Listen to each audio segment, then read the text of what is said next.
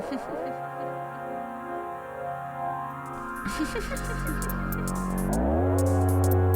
quality. I got it. I got this. You got it. You got it. My chart says so. Look at me go. Sun been rising. It's all about time. It's all about time. Red lips. What's it all mean? What's it all mean? Star quality. What's it all mean? What's it all mean? Mean. Star quality.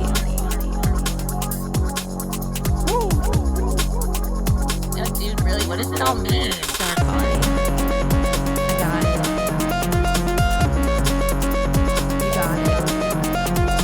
Got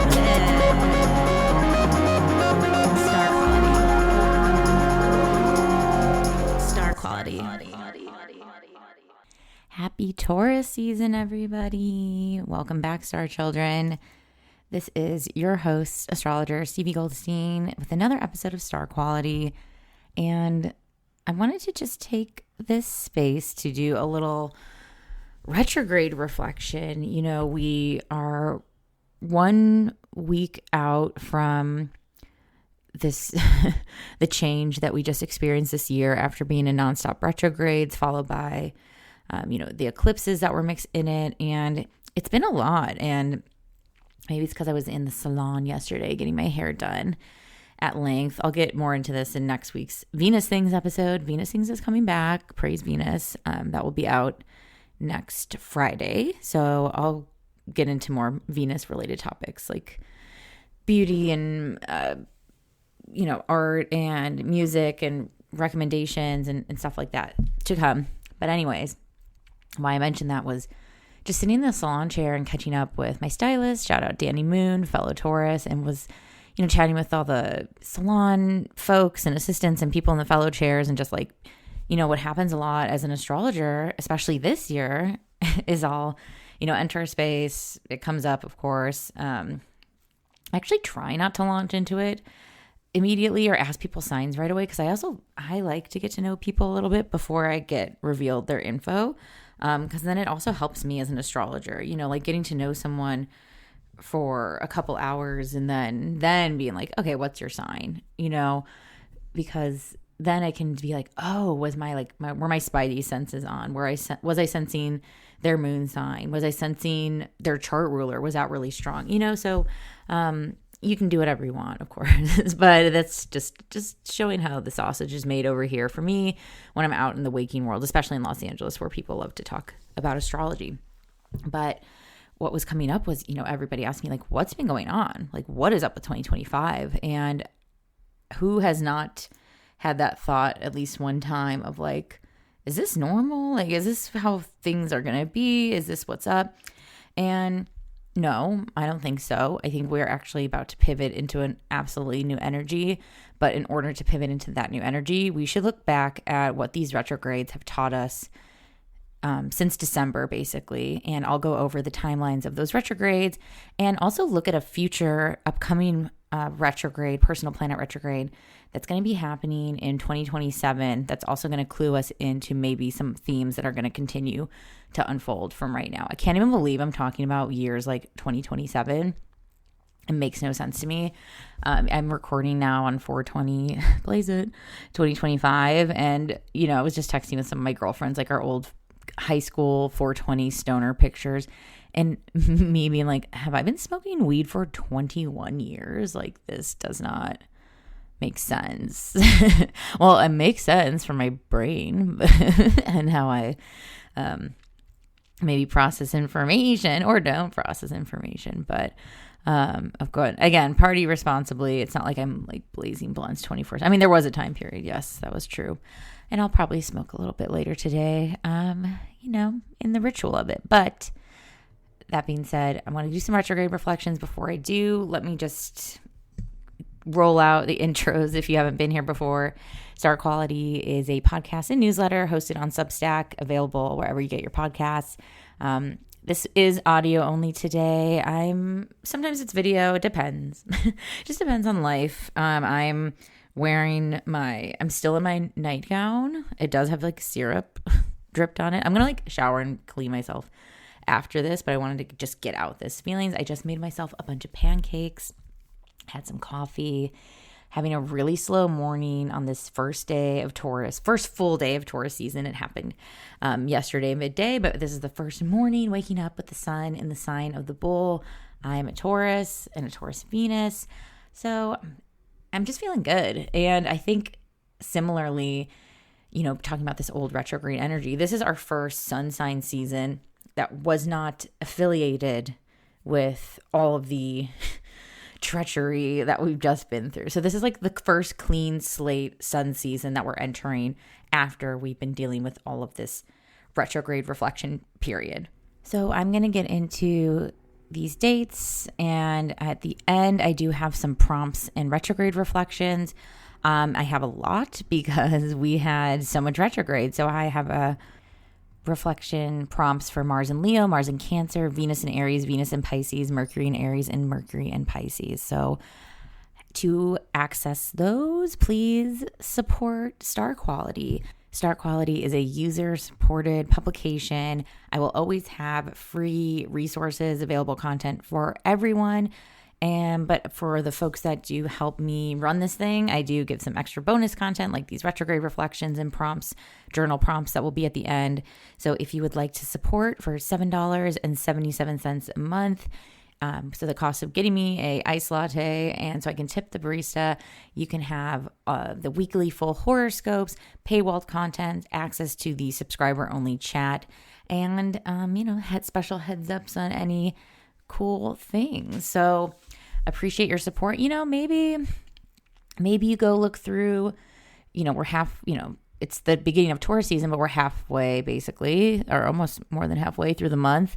Maybe you look at what subscriptions are coming up and you're like, I'm going to cancel this one that's owned by who cares. Maybe cancel your Amazon Prime subscription or whatever. And say, I'm going to put this towards my indie astrologer who I like so much, who I get readings from, whose work I want to see more of. So your help makes this happen. So thank you to all the third space members.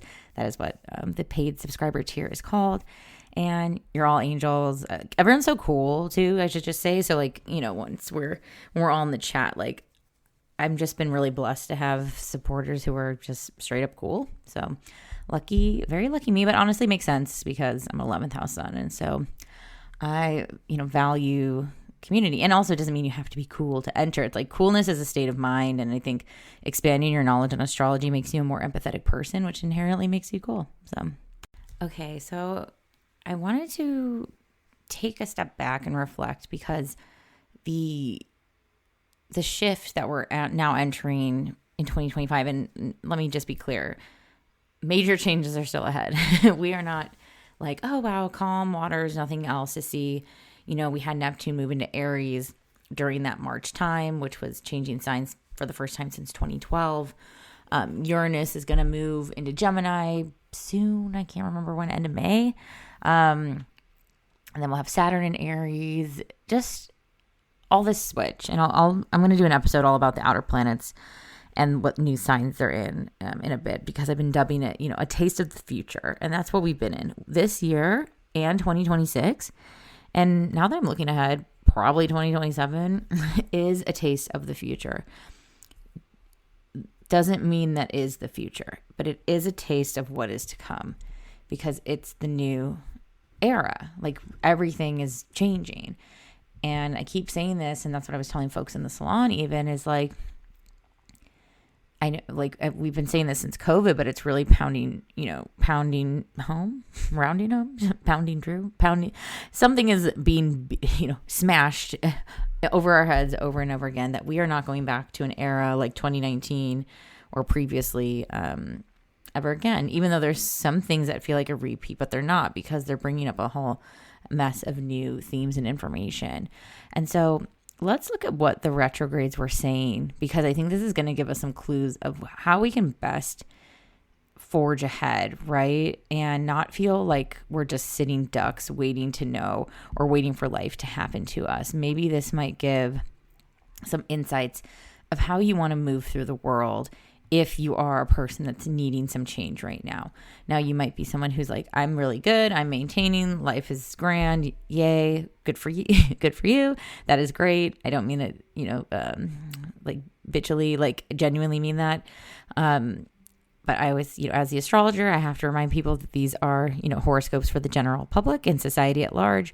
So some things might really click for you, which is great.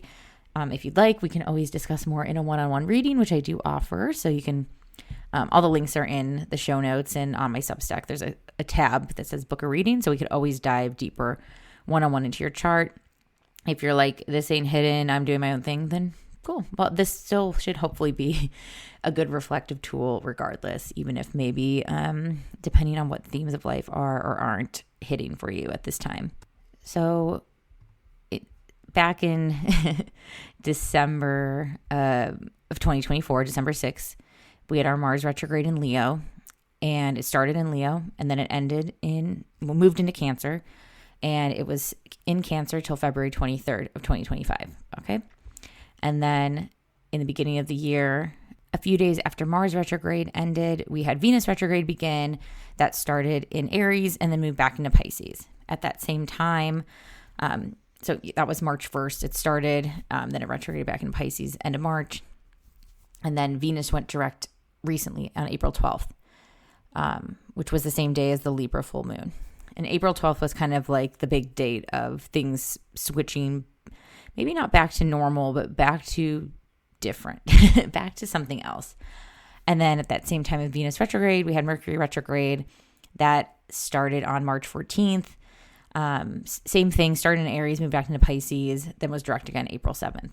So I know if you've been listening before, I've been hammering home this like parade of retrogrades. This was huge. Like, I have not seen this before. I've been like strongly studying and working in the realm of astrology since 2018. And, retrogrades happen. And sometimes, of course, like a Venus and Mercury at the same time or whatever.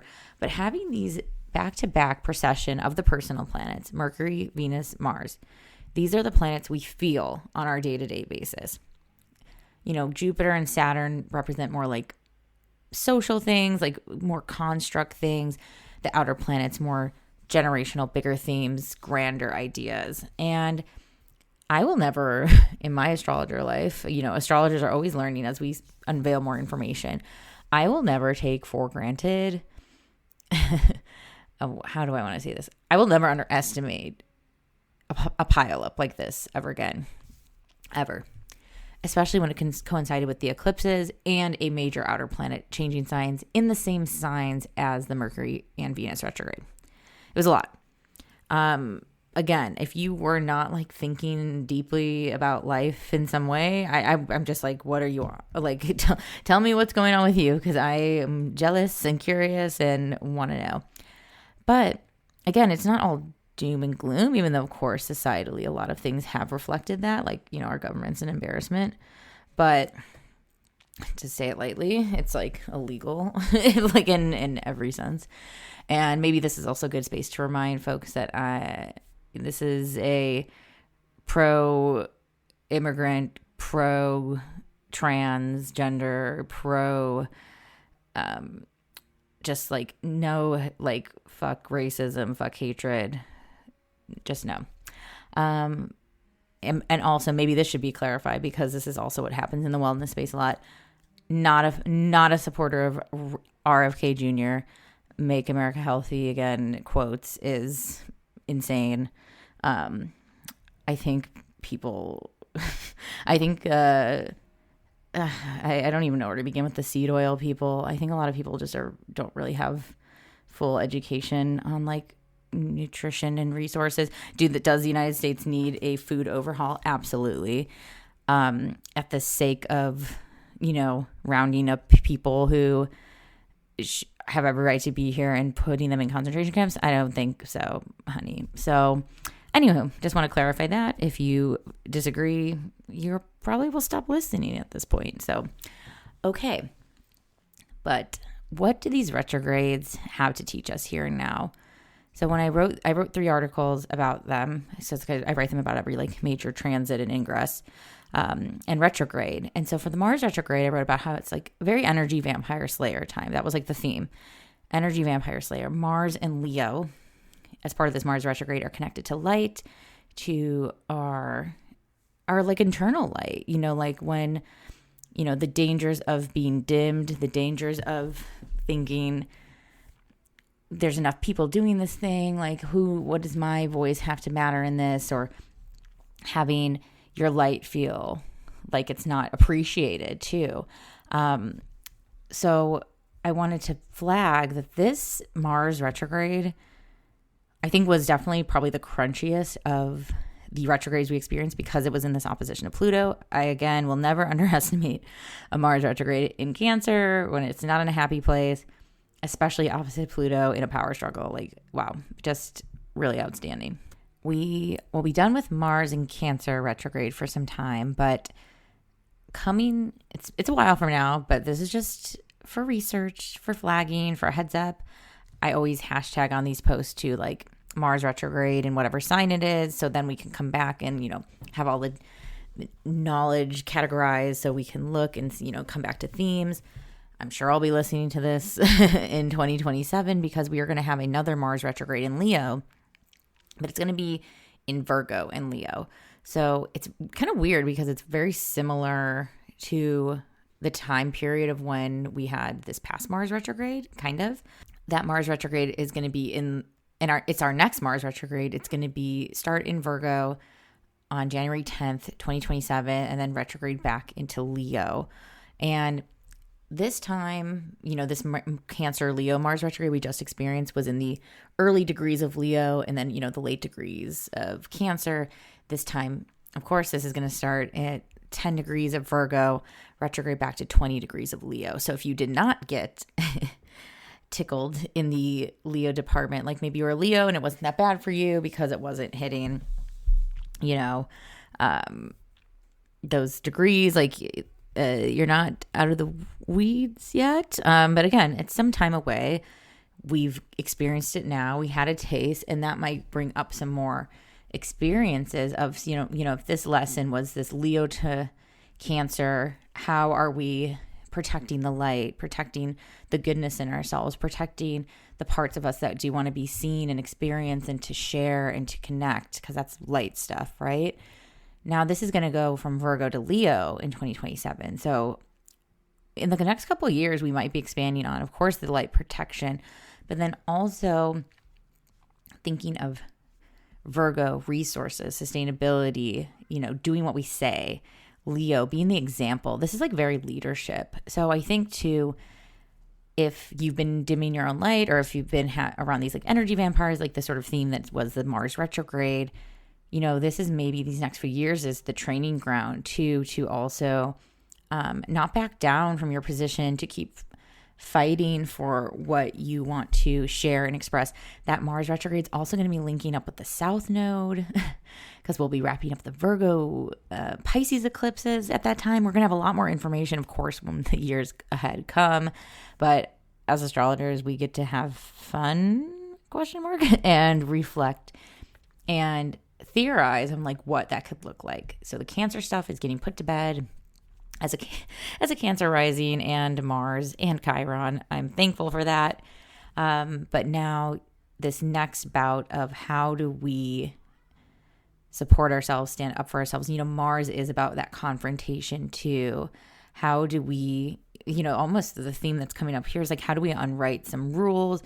Maybe it's unlearning stuff from when we were young. Like Virgo can definitely be tied into like early education things, where like Sagittarius is like college and stuff. Like when I think of them with like schooling and things. So maybe there'll be more stuff about education at that time. I mean, we'll depending on how these things go, we might be feeling a lot of the effects of the bullshit then, if a lot of things continue to move into action, even though I don't think that will be. So just noting if there was anything really big that kind of stood out for you in this Leo Mars retrograde time, if you aren't journaling in some way, bullet journaling, even if you have an online journal, like, or Notion or Trello, or like, I love my Hobonichi planner, or like whatever, like, I think it's great to do that sort of stuff. Even like mood trackers, like for me, this Mars retrograde. So Neptune was on my chart ruler, my Aries moon, squaring the Mars retrograde on my rising. I had to get a biopsy on my face. I now have a scar. Again, not saying that that's what will happen to you, but I was kind of like prepared. Like there was like a lot of mystery around what was happening on my face, and Aries rules the face and Mars is cutting, and it was on my rising. So I was like, okay, like got it.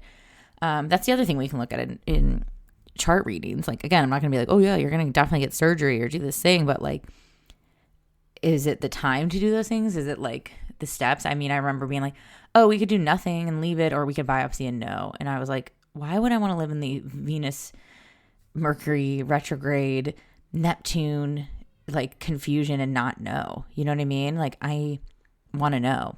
And I have this scar and I know it will heal, and I, cover it with makeup, and I'm not trying to like be ashamed or whatever, but, it's, whatever. It's like, it happens. Like, when you have like something that changes your appearance, like there's like a confidence thing. And so I was definitely feeling that in the Mars retrograde time.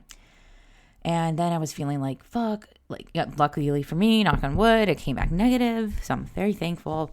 But then that part of me started spiraling like, oh, I should have just done the other thing because it wouldn't have scarred. And now I have this thing and I'm such a worry ward, and like I had to check. But then, then I watched a TikTok because of course, I'm on Reddit. I'm like looking up things for scarring and, biopsies and, facial things and like moles. So get your skin checked, by the way. The only reason I even went and got my skin checked was because my cousin posted on Instagram stories, oh, just found out I have a tiny piece of cancer on my face. Get your skin checked. She's a Virgo nurse. So I was like, oh, fuck. Like, I will now go get my skin checked. And yeah, there was like this uncertainty and stress and all that. But I watched this TikTok of this girl. She did what I wanted to do, which was like, don't get a biopsy, just freeze it off. She did that.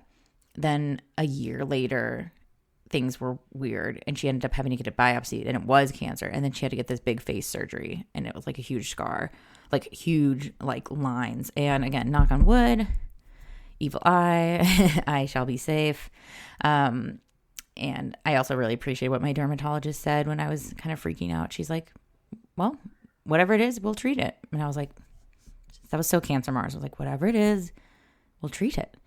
And yeah, so anyway, that was just a story for anyone who's ever been in those situations where it's like, I think this Mars retrograde combined with Mercury and Venus was like, I talked to so many people who were like, did I make the wrong decisions about like XYZ of my life, of like moving, of being with this person, of doing this, of doing that? And like, I keep saying this phrase and it's corny, but it's true, because sometimes astrology things and woo things are corny, but we embrace it, is you can't make the wrong decision because it's all steps towards the path, right? And so hopefully as we turn this corner and, I have this scar on my face, this reminder of this Mars retrograde time, and a different time there was Mars retrograde, I think it was in Aries. I have a permanent thumbnail injury now. Anyways, just be mindful of Mars things and like the body and scabs and scars and all that. But that to be said is like,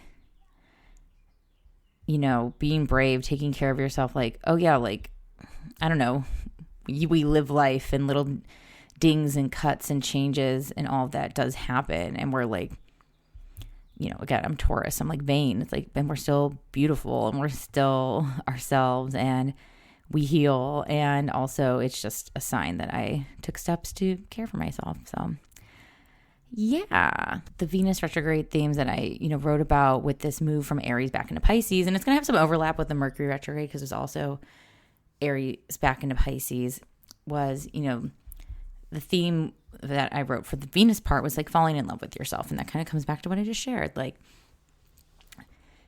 when Venus and Mercury are retrograde at the same time, in the same signs, they were basically at the same degrees. They're covering the same ground. And so speaking up for what you want for yourself, what you need for your literal Aries physical form, and also your Pisces spirit was quite strong. The mantra phrase that I wrote for the Mercury retrograde was, this transmutation nation. Like, how are we taking and composting our old life, our old energy, the things maybe we used to want and bringing it into a new realm. I've definitely have said this before in previous like Venus, Mercury, Aries, Venus sort of things. Aries represents newness. It's new life. That's why it's spring equinox, this birth. Pisces is the last sign. It contains a little bit of every sign. It's an old soul. It's been here before. And so when we have the retrograde of the new returning back to the old, the Aries returning to the Pisces realm, and then, going direct and going back over that turf, like what are we wrapping up? What is closing down shop? I know some of y'all are ending things, whether it's a relationship, some friendships, a job, where you're living, whatever it is, there's a chapter that needs an ending. And so you're the one that gets to give the ending, It's not just leaving us on a cliffhanger. Like you can ritualize, symbolize, express how you want to close that out. If it's a relationship thing, there's fuck you, don't talk to me, I'm blocking you. Then there's conscious uncoupling. If you're moving, there's like, and this town will never see me again. And then there's, spending special moments with everyone you knew and in that town or wherever you lived, and then going on to the next road or taking a road trip with one of your friends from that town to the new place or whatever.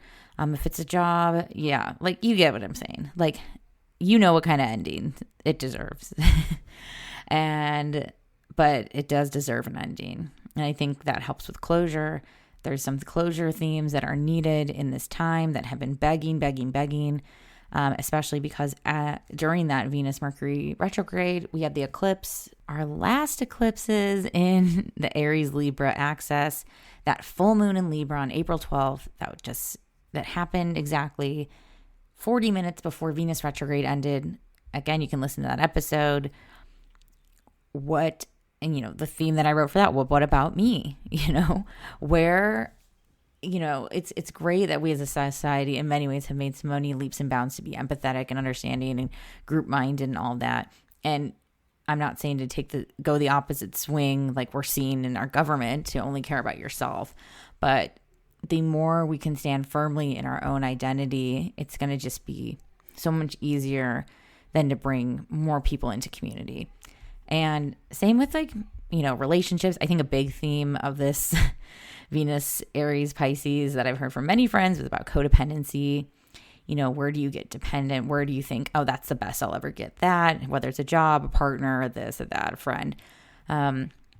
It's so easy to think, that mid things are our top, that there will never be anything better. And also in that quest for things to be better, there is the questing, right? There is the search, which can feel lonely or feel scary or new or like you made a mistake. And again, you can't make mistakes because you're on the path. So all that to say, after looking back at the Mars retrograde in our luminaries, Cancer and Leo, Mercury and Venus retrograde in our Mars to Neptune into the reality, into the alternative dimension of opportunity and story, where do we come back and move forward? Because I think this has been a really time of floating and stuckness, and now we are being asked to continue on. I think, we're trudging through this year, even though there's been a lot of slow as well. And those retrogrades have made time feel very weird in many ways, but time is going to fly. I'm telling you that. May and June are going to be quick. And as they get quick, what can you do to come back into your light, into your power, to have the relationships, the finances, the whatever it is, the Venus Mercury things that you want? And because it's just going to require some alterations. First and foremost, doing the same thing over and over and expecting it to work. I think I've used this quote before. It's like what Einstein said. It's like madness, right? And so now we've had that time to reflect and look back and soak it in. And now we're going to have to, maybe for some of us, it's starting over, going back to school. Maybe considering how whack the job market's been, maybe it's like taking a lesser role, but in a new industry because you just like it. Maybe it's releasing the expectations of what you should do. Especially for me as an astrologer living in this very like social media economy, there's things I really like to do and things I don't, and I don't want to be like anybody else. And on that note, you should follow me on TikTok. Shameless plug. I have been challenging myself to post every day on there. Not only because, but one is I'm just kind of bored of Instagram. Second is I want to be more comfortable talking on camera. I want to be able to just pick up. I have so many ideas running through my head, Mercury conjunct Jupiter in Gemini natally, and finding a way to succinctly share that and feel comfortable just picking up, posting something that's 15 seconds long and moving on with my day. That's the freedom right there. That sounds like to me what I would love to know and learn about myself and to share, and to also have this archive of my brain in a way, to have an archive of my life, because it's my TikTok's like, of course, like astrology, but also just part of like my setting my mood. I mean, I've kept my bio this for some time because I think it rings true, is astrologer doing Taurus things. Like, yes, I'm an astrologer, but I'm also a human being that like likes good restaurants and beautiful hikes and showing off like the city I live in. And yeah, so I would love for you to join me over there.